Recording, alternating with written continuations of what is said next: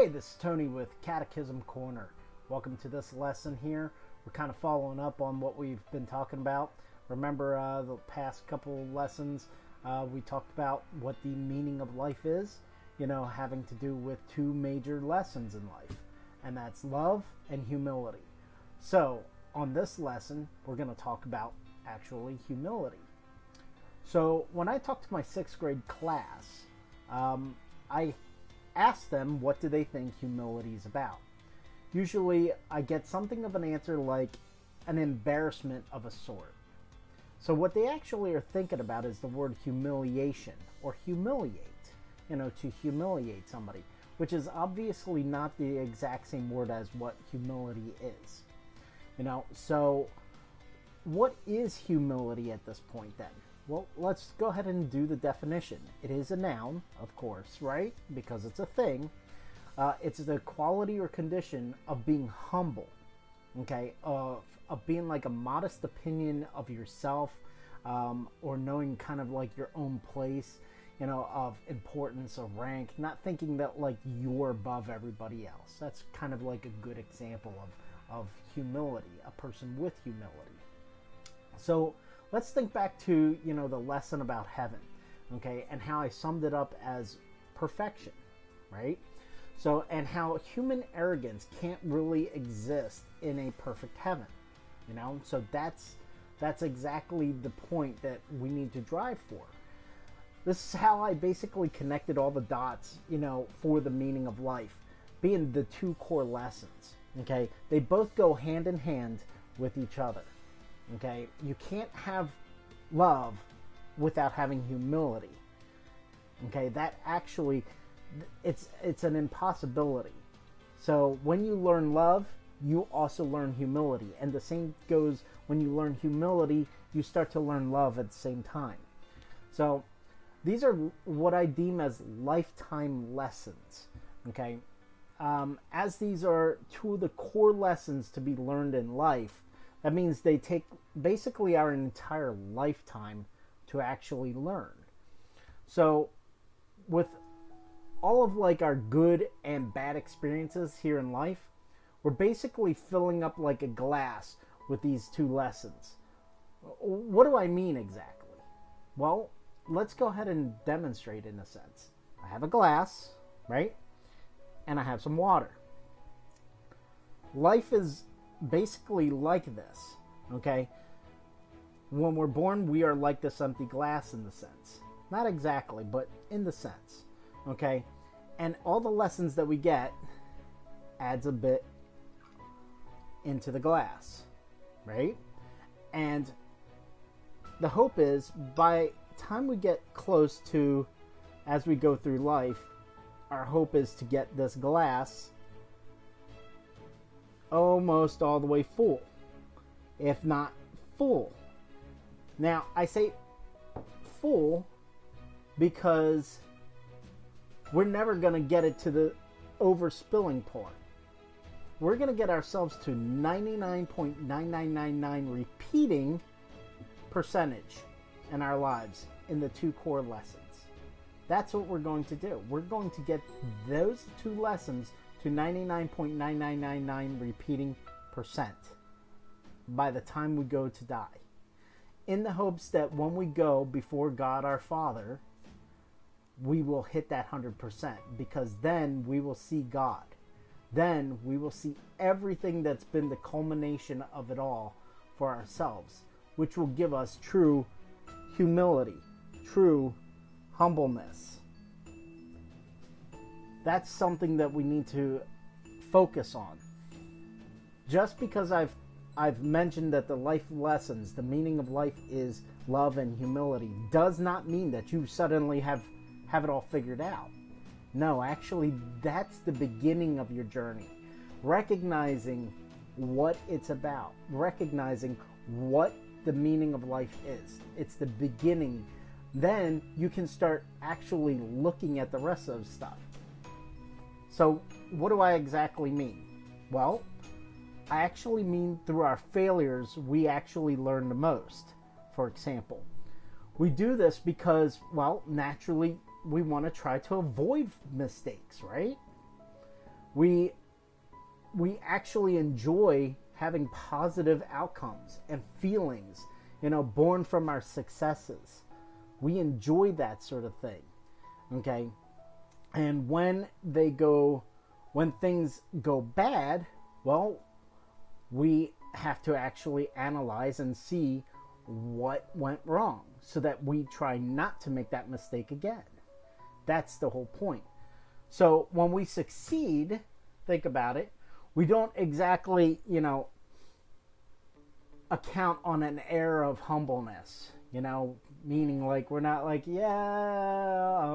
no, we actually want to get out there and we want to shout it from the rooftops. We want to get out there and be like, look, I did it, and get some sort of recognition, We want, praise, and glory in our own names because of that. That's what we want to see in our successes, and that's why, the successes tend to be more the lessons of love, and then the mistakes end up being the lessons of humility. So what do I mean? Wait a minute. That's pretty interesting concept, isn't it? Well, let's actually look at a couple of examples. Let's go with a positive example. A new family, young family, husband and wife, they start their life together and they go through their first pregnancy. And what do they feel at that moment? They're filled with excitement, anticipation, even a bit of fear, of the unknown. It's their first child, they're worried about becoming good parents, So the baby's born healthy and happy. Mom is filled with, love, like I said in the last video, and dad is filled with joy. So as you can see, the primary lesson here that they're getting is love. Now, let's go with the negative example when we learn actual humility. Okay, 5 years down the road, the same family, they have 2 kids now, right? Mom and dad are working full-time jobs, okay, and they're living paycheck to paycheck, basically as the average household. Okay, they're doing the best they can. It's not like we can't blame it on somebody. It's just there's gonna be struggle. Okay, so with that struggle, father gets laid off. Okay, so what are his initial emotions from getting laid off or terminated from his job? Well, obviously he's going to be afraid. Can they keep paying on their house, the bills, keep the electricity on, the water flowing into their house, clothes on their kids' backs? Fear wells up in him, right? He even gets angry for getting laid off, angry at the company, angry at everything. It could be the economy of the country going bad, that sort of thing. That's the sort of stuff that actually does happen in real life. Okay, so anger is a natural response to all that. All right, then we get to depression because of the state of the family, because they make a lot of cutbacks on things. They cut back on the types of food that they might be buying. They cut back on things like maybe cable, cut off cell phone bills, that sort of thing. You never know. We don't know, but these are the examples of things that one person who really loves and cares for their family, what they do is they try to take care of things that need to be done when they get to a struggling point. They find ways to make it work, okay, until they can find a new job or something, okay? But I'm kind of jumping ahead of myself here, because really when you look at it, the father has 2 choices, okay? Well, he's got a bunch of choices, but we'll just focus on 2 of them, okay? A, he can humble himself and look for a better opportunity, because as we like to say, when one door closes, another one opens. And that's happened in my personal life. That's kind of why this example came forward, because it's happened in my life. Or B, wallow in his feelings and kind of let them consume the entire family. This is stuff that does happen on a regular basis. People lose what's called hope. They feel like there's no way, that somebody's not going to give them a chance. But believe it or not, okay, somebody can give you a chance. As long as you press forward.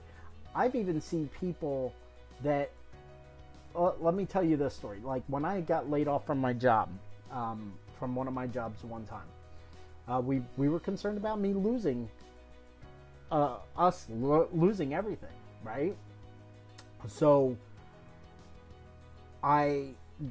of course I was angry.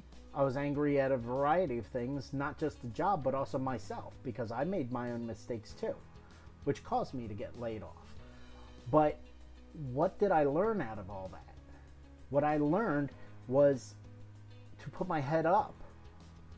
So while I was outside of finding a new job, because I put together all my documentation, resume, cover letter, that sort of thing, and started applying for new jobs, I started looking for other ways to make money.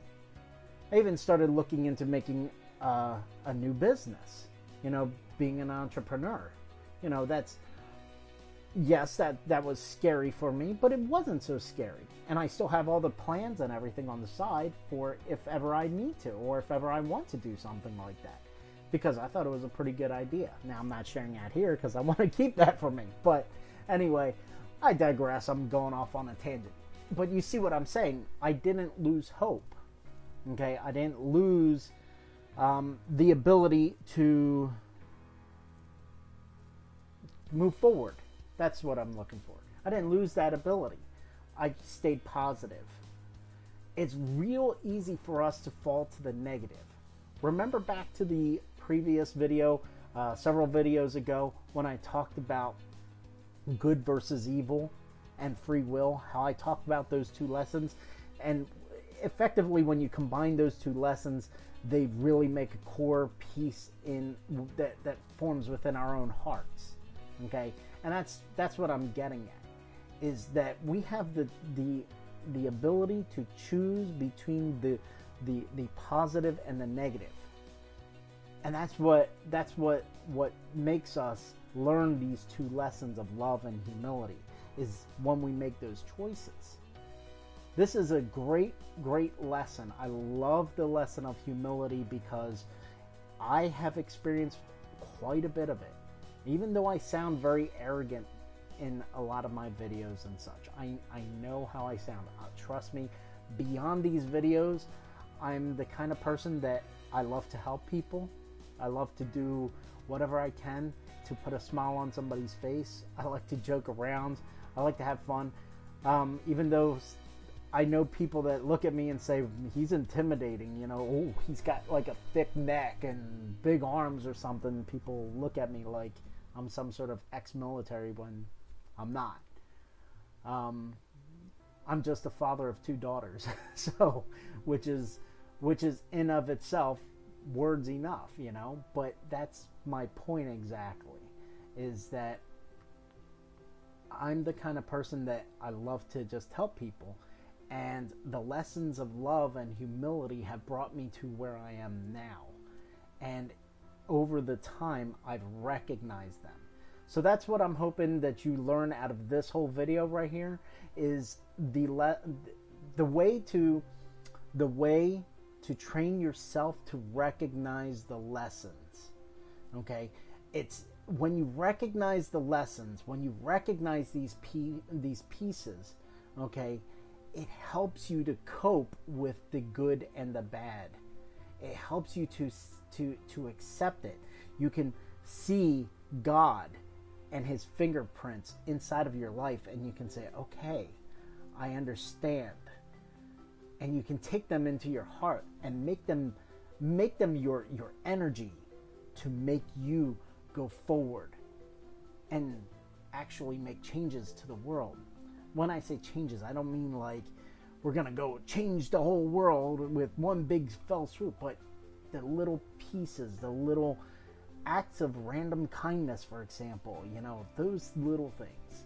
That's what I hope that you recognize as you start dissecting every single aspect. Go through your own memories, look at all the things that you've had, positive and negative, in your life. Look at them all, scrutinize them fully, and try to pull out those lessons. Just the 2 lessons. That's all you have to focus on. Focus where you see love and focus where you see humility. Okay, try to see it. Okay, and then it'll make a lot more sense. So thank you very much for joining us here at the Catechism Corner. I really hope that you guys are getting this. I hope that you're enjoying these videos, and God bless you. If you like this video, subscribe to our channel below and click the notification bell for when we upload new content. Thank you for your valuable time, and may God bless you always with love, laughter, and memories for eternity. And have a wonderful day.